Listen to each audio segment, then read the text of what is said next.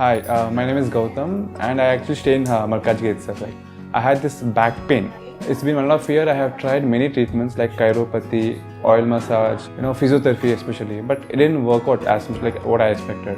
I strongly suggest homeopathy. You people can carry on with the homeopathy. Area Markajgiri, and doctor name is like Nageswar Rao, and the clinic name is Neocare Homeopathy. శ్రీమాత్రే నమ. జయ గురు దత్తాత్రేయ నమ. ఈ వీడియోలో మనం మేషరాశి వారికి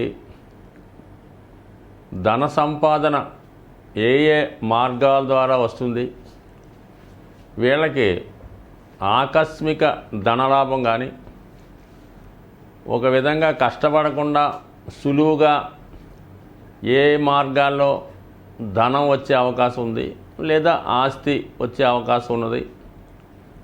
కేవలం ఆర్థికపరమైనటువంటి విషయాలు మాత్రమే ఈ వీడియోలో మనం తెలుసుకునే ప్రయత్నం చేద్దాం. అయితే మనం చెప్తున్నటువంటి విషయాలు కొద్దిగా శాస్త్ర అవగాహన ఉన్న వాళ్ళకి ఇంకా బాగా అర్థమయ్యే అవకాశం ఉంటుంది. కాబట్టి ఒకవేళ అర్థం కాకపోతే 1-2 సార్లు విన్నా కూడా నిగూఢంగా కొన్ని రహస్యాలు ఈ వీడియోలో మీకు చెప్పడం జరుగుతూ ఉంటుంది. ప్రతి పుట్టుకకి ఒక కారణం ఉంటుంది. ఆ కారణం మనము జన్మించినటువంటి లగ్నాన్ని బట్టి కానీ, చంద్రుడు ఉన్న రాశిని బట్టి, లేదా సూర్యుడు ఉన్న రాశిని బట్టి ఈ జాతకుడు ఏ కారణం వల్ల ఈ జన్మ తీసుకోవడం జరిగింది, అతను ఎవరి రుణం తీర్చుకోవడానికి జన్మించాడా, లేదా ఎవరిదన్నా రుణగ్రస్తుడై ఉంటే గత జన్మలో ఇతనికి ఎవరైనా రుణం బాకీ ఉంటే అది తీసుకోవడానికి ఈ జన్మలో జన్మించాడా అన్న విషయాన్ని జాతక చక్రం మనకి చెప్పడం జరుగుతుంటుంది.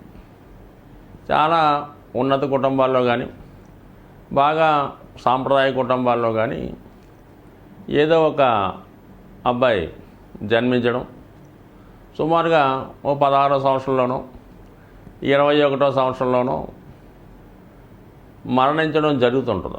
అంటే ఆ విధంగా ఆ తల్లిదండ్రులకి ఈ రుణం ఎంతవరకే ఉందన్నమాట. ఈ అబ్బాయికి గత జన్మలో ఈ రుణం ఇన్ని సంవత్సరాలు మాత్రమే వాళ్ళ సంపాదన తినాలని, వాళ్ళ కష్టాన్ని అనుభవించాలని యోగం రాసిపెట్టి ఉంటుంది.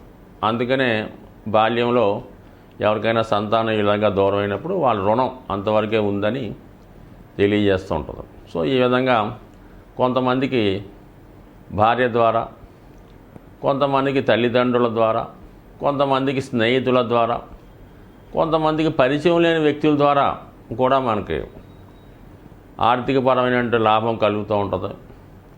కొంతమంది ఎటువంటి పరిచయం లేకపోయినా ఆస్తిని కూడా ఇవ్వడం జరుగుతుంటుంది. అది వారి వారి పూర్వజన్మ సుకృతాన్ని బట్టి జరుగుతూ ఉంటుంది.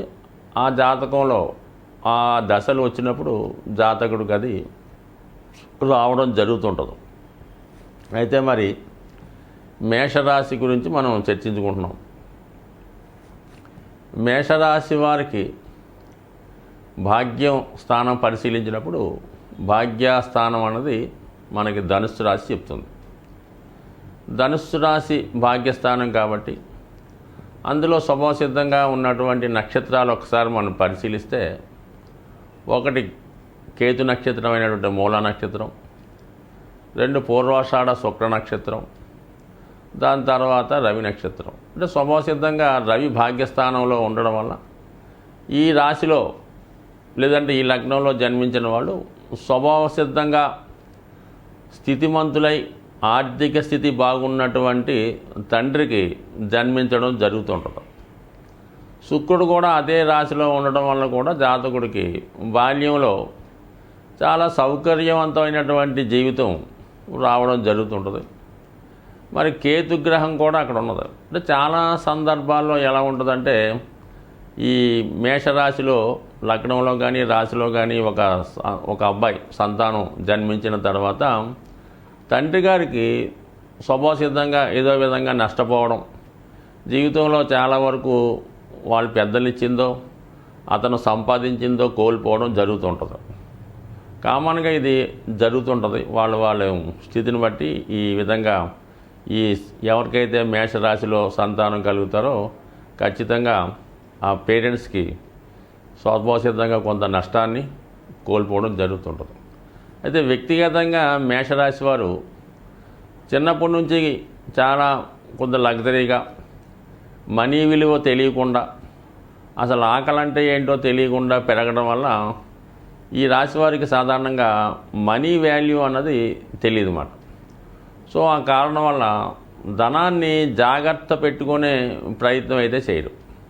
అయితే వాళ్ళకి ఏదైనా అవసరం వచ్చినప్పుడు ఆ సమయానికి ఏదో విధంగా ధనం సంపాదించడం, ఆ సంపాదించింది వెంబటనే ఖర్చు పెట్టడం జరుగుతూ ఉంటుంది. అది ఏ రంగంలో ఉన్న వాళ్ళైనా వాళ్ళ స్థాయిని బట్టి మరి వచ్చిన ధనాన్ని వెంటనే ఖర్చు పెట్టడం జరుగుతుంటుంది. సో అలాగే ఇంకా ఎక్కువ ధనం ఉన్నప్పుడు ఎవరైనా అడిగితే వాళ్ళకి ఇవ్వడం, లేదంటే రాంగ్ ఇన్వెస్ట్మెంట్ చేయడం, లేదంటే ఏదన్నా అక్కర్లేని వస్తువులు కొనడం జరుగుతుంటుంది. ఉదాహరణకి ఏదో ఒక కారు ఉంటుంది, ఇంకేదో డబ్బు వస్తే ఇంకో కారు కొంటారు, ఒక మోటార్ సైకిల్ ఉంటే ఇంకో మోటార్ సైకిల్ కొంటూ ఉంటారు. సో ఈ విధంగా ధనాన్ని దుర్వినియోగం చేయడం వల్ల ఈ మేషరాశిలో జాతకులు ఎంత సంపాదించినా కూడా దాన్ని దాచుకోలేకపోతూ ఉంటారు. చాలా వరకు ఈ రాశి వారికి వివాహం తర్వాత చాలా వరకు బాగా కలిసి వస్తూ ఉంటుంది. దానికి కారణం ఏంటంటే మరి ఈ రాశికి సప్తమ స్థానం తులారాశి, ఆ రాశి శుక్రుడు యొక్క రాశి. అదే శుక్రుడు 2వ స్థానం అయినట్టు వృషభానికి కూడా ఉంటున్నాడు కాబట్టి 2, 7 స్థానాలు యాక్టివేట్ అవుతాయి అన్నమాట ఇప్పుడు వివాహం తర్వాత. మరి 2వ స్థానంలో ఉన్నటువంటి నక్షత్రాలు పరిశీలిస్తే 1 రవి అక్కడ ఉంటాడనమాట. సూర్యభగవానుడు ఉండడం వల్ల రాజకీయ రంగం వల్ల కానీ, లేదంటే ఏదైనా సెటిల్మెంట్ చేయడం వల్ల కానీ, అధికార హోదా వల్ల కానీ, ప్రభుత్వ ఉద్యోగం రావటం వల్ల కానీ జాతకుడు అక్కడి నుంచి లైఫ్ చాలా అనుకూలంగా వెళ్ళడం జరుగుతుంది. చంద్రుడు 2వ స్థానంలో ఉండడం వల్ల తల్లిగారి ద్వారా కానీ, జాతకుడు కళారంగంలో ఉండడం వల్ల కానీ, అనుకోకుండా ఏదన్నా స్త్రీ రూపంలో కానీ కలిసి రావటం వల్ల స్వభావసిద్ధంగా చంద్రుడు గ్రహాల్లో 9 గ్రహాలు మనం పరిశీలిస్తే అత్యంత ధనవంతుడైనటువంటి ప్లానెట్ చంద్రగ్రహం అన్నమాట. అంటే చంద్రుడు ధనవంతుడు అయినటువంటి గ్రహం అవుతూ ఉంటాడు. సో ఆ కారణం వల్ల జన్మరాశిలో చంద్రుడు ఉంటే వాళ్ళు జన్మత ధనవంతులై ఉండడం, మరి ధనస్థానంలో ఉండడం వల్ల ధనవంతుడి కుటుంబంలో జన్మించడం జరుగుతూ ఉంటుంది. ఈ కారణం వల్ల కూడా జాతకుడు ధనవంతుడు అవుతాడు. మరి కుజుడు కూడా 2వ స్థానంలో ఉండడం వల్ల, అంటే నక్షత్రాలు ఉత్తర, అది కృత్తిక, రోహిణి, మృగశిర, అంటే కుజుడు భూములు కలిసి వస్తుంటాయి. అంటే అష్టమాధిపతి ధనస్థానం వల్ల కొంత జాతకుడు ముందు పోగొట్టుకున్నా దాని తర్వాత పెద్దల ద్వారా ఎంతో కొంత భూమి రావటం వల్ల మొత్తం మీద ఈ జాతకుడికి కలిసి వచ్చే అంశాలు ఏంటంటే, 1 భార్య, లేదా మీరు ఏదన్నా సంబంధం పెట్టుకున్నటువంటి ఒక స్త్రీ అనుకుందాం, లేదంటే మదరు, లేదంటే తల్లి సమానమైనటువంటి పెద్దమ్మ గారు కానీ, పిన్నమ్మ గారు కానీ, అమ్మమ్మ గారు కానీ, వాళ్ళ ద్వారా మీకు వారసత్వ సంపద వచ్చే అవకాశం ఉన్నది. అది మీ కుటుంబానికి చెందిన వారే ఉంటారు.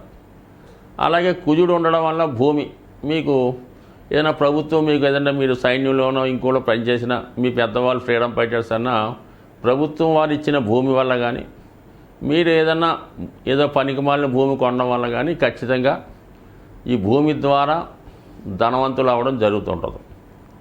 మరి రవి నక్షత్రమైనటువంటి కృత్తిక కూడా ధనస్థానంలో ఉండడం వల్ల మరి ఉన్నత స్థాయికి చెందిన వారంటే యాగాలు, యజ్ఞాలు, హోమాలు చేయడం వల్ల, రాజకీయ రంగంలో ఉన్న వాళ్ళకైతే పొలిటికల్ పదవి ద్వారా, ప్రభుత్వ సర్వీస్ ద్వారా ధనవంతులయ్యే అవకాశం ఉన్నది.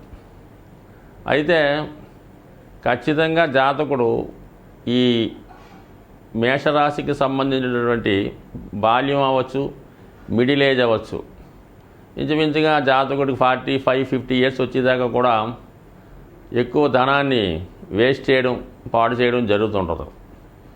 దాని తర్వాత ఒకసారి బాగా జీవితంలో దెబ్బతిన్న తర్వాత రియలైజ్ అయ్యి అక్కడి నుంచి దాచుకోవడం జరుగుతుంటుంది. ఖచ్చితంగా మాత్రం ఈ రాశివారి జీవితంలో ఒకసారి 100% నష్టపోవడం జరుగుతుంటుంది, మొత్తం జీరోకి రావడం జరుగుతుంటుంది. దానికి కారణం ఏంటంటే 12వ స్థానంలో ఉన్నటువంటి నక్షత్రాలు 12వ స్థానంలో ఉన్నటువంటి గురు నక్షత్రం పూర్వభాద్ర 4వ పాదం, పూర్తిగా ఉన్నది ఉత్తరాభాద్ర శని నక్షత్రం, అలాగే బుధ నక్షత్రం అయినటువంటి రేవతి. అంటే ఖచ్చితంగా వృత్తిపరంగా వ్యాపారపరంగా ఒకసారి నష్టపోవడం జరుగుద్ది. ఎందుకు? శని 12లో ఉండడం వల్ల. అలాగే బుధుడు తృతీయ షష్టాధిపతి కాబట్టి ఎవరికన్నా అప్పు ఇచ్చి నష్టపోవడం వల్ల కానీ, సెల్ఫ్ మిస్టేక్ వల్ల కానీ, అతిగా దానం చేయడం వల్ల, లేదంటే మేనమామల వల్ల అవ్వచ్చు, లేదంటే భార్యతోటి బంధువుల వల్ల నష్టపోయే అవకాశం ఉంటుంది. సో ఆ విధంగా మరి గురువు 1000 స్థానంలో ఉండడం వల్ల చాలా సందర్భాల్లో తండ్రి గారి వల్ల కూడా లేదా సంతానం వల్ల నష్టపోయే సూచనలు ఉన్నాయి. కాబట్టి సో ఏదైనా మేషరాశి వారు ఎంత పోగొట్టుకున్నా తిరిగి సంపాదించుకునే సామర్థ్యం ఉంటుంది. వీళ్ళు ఎప్పుడూ కూడా అప్పటి వరకే ఆలోచిస్తారు తప్ప ఫ్యూచర్ కోసం ఎప్పుడూ ఆలోచించరు. జరిగిపోయిన దాని గురించి అసలే పట్టించుకోరు. సో ఈ కారణాల వల్ల ఎప్పుడు ఈ రాశివారు నిరంతరం సంపాదిస్తూనే ఉంటారు.